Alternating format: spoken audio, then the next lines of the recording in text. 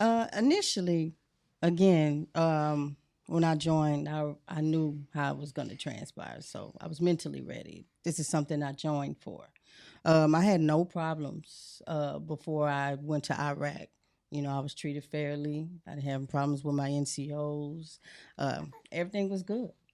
It wasn't until what transpired in Iraq, which makes me feel differently about it, how I was treated, even though I was the victim, because they like to sweep a lot of things under the rug. Victim shaming. So that's where my anger comes from. Because at that time, I brought this forward to you and I said it in front of him and everybody else. And then you come and you looking for me and, oh, I'm the fault. Or did you do this or did you that? But you're not asking them. And I felt like I was just being singled out. I was being singled out. And, I had to try to maintain there with all of that going on and being Iraq. That really messes you up in your head. So I have to try to maintain everything I saw, what I've been through. On top of that, one of my friends tried to kill himself in front of me on guard. So I'm dealing with that, and you expect me to be okay. So that's what I was angry about. So yeah.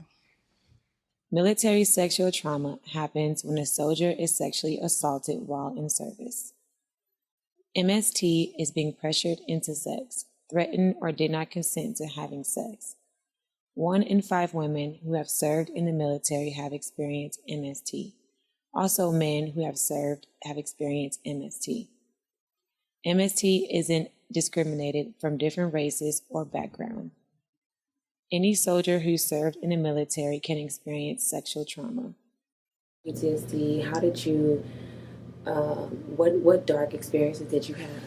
Okay. Well, thank you for sharing your story with me. I like to sometimes hear from other people with PTSD because a lot of times people think PTSD and they automatically assume PTSD is caused by some military trauma event or being over in Iraq or Afghanistan, and that's not always the case.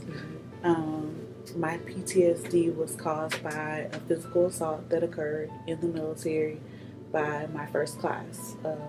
Someone who was in charge of me that couldn't control their anger because at the time I was 18, 110 pounds, and he wanted me to move something that physically I could not lift. So he took that as a sign of disrespect. And in that, he physically assaulted me for close to 2 to 3 minutes. And I'm trying to fight back, being 110 pounds, fighting back a grown man. So it led to PTSD. It led to me not trusting men. It led to fear of men. It led to anxiety.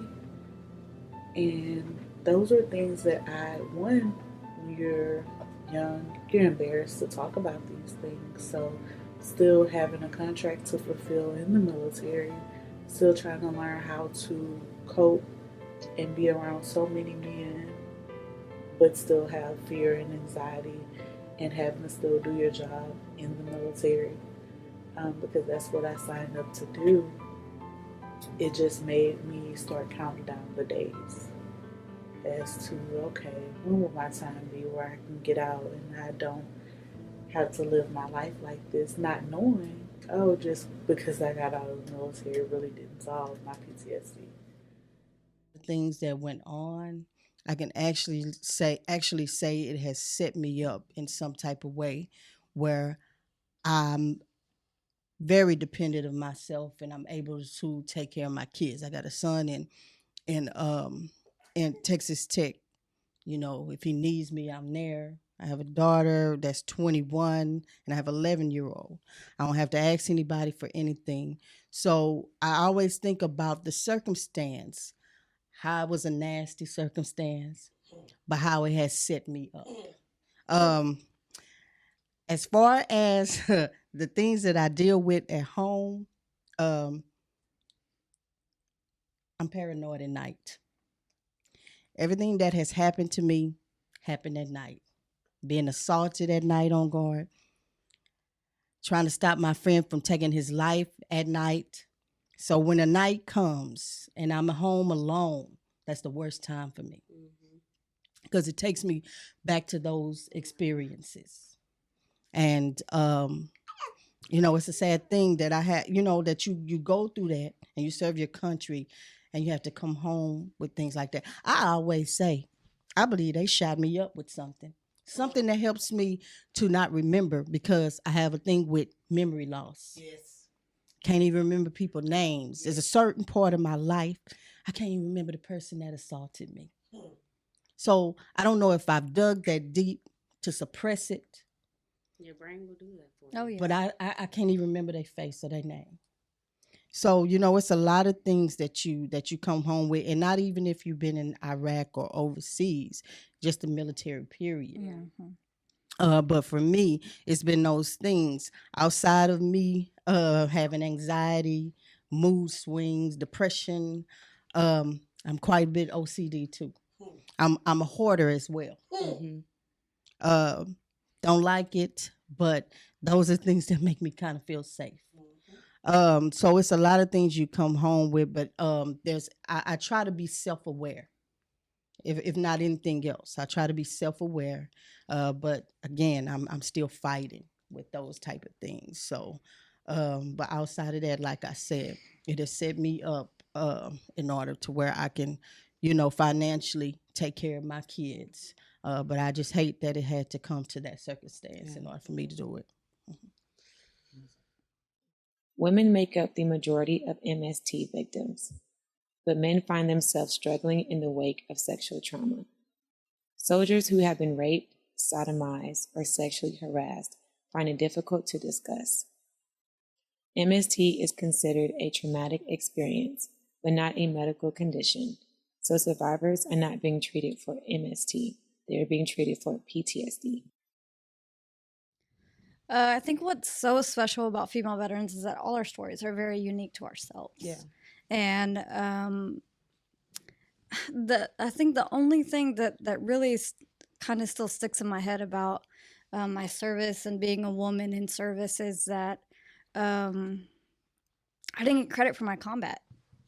I did over 150 combat missions. I was the only female that was going outside the wire every day, but I didn't get credit for that because women were not allowed to be in combat roles. So that's still something that really sticks with me on a daily basis is that the experiences I had while I was in combat, not just deployed to a combat theater, meaning stationed at a base overseas like, Camp Victory in Iraq or Bagram in Afghanistan, but actually going outside of the wire and engaging on that frontline combat. I didn't get credit for any of that because I wasn't supposed to be there as a supply specialist. I do want to ask you, because it's like weighing heavy on my heart now. Why do you think that men feel the need? Why do you think that the men feel the need to?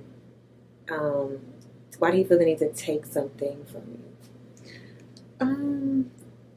Well, at the time when I joined the military, and I know a lot has changed now over the years, because when I joined, it was more 2000, that era where it was more of like a man's military. And women were pretty much just now being accepted and on ships and on boats. And I think for the longest time, men were just in that power. They were more in leadership roles and positions. So, not necessarily with all men from the military, of course not. But I did run into a couple that just felt like because they had a leadership role or they had different ranks, that they owned you. They had that mentality as like they owned you and you were going to do anything that they say to do.